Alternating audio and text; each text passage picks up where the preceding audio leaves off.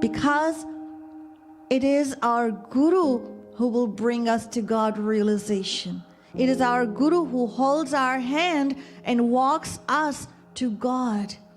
It is our Guru who does everything for us. He does all the hard labor, fights with our sanskars, and constantly and consistently inspires us and does so much more to elevate us, to enrich us as individuals, as souls. And the second is Hari Guru Bhaju Nit Nishkamta. Nishkamta means selflessness. So desire is opposed to love. Where there is constant desire, there cannot be love. And where there is constant love, there cannot be desire. And where there is give and take, that is business. That is business. So, where the desire is to receive, that cannot be love.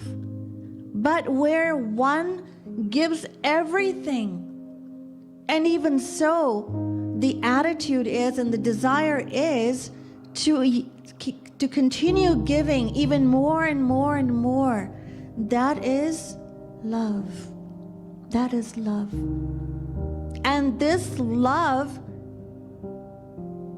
it doesn't exist in the world. It doesn't exist in the world. Why? Because everyone desires their own happiness. Everybody desires their own happiness. So where there's always a desire for one's happiness, how can there be true love? How can there be true love? So when both parties are seeking their own personal happiness, looking out for their own self-interest, naturally, how long is that relationship going to last? And how can it be amicable? That is why we see that there is constant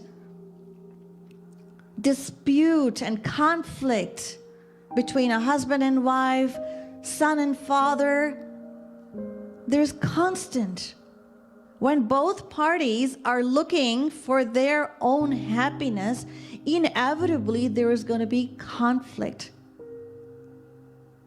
And that farce that goes on, what we call worldly love, what happens to it? It gets exposed for what it really is. For what it really is. And love just ends right there. So, desire, the need for the fulfillment of desire, it always, desire for love,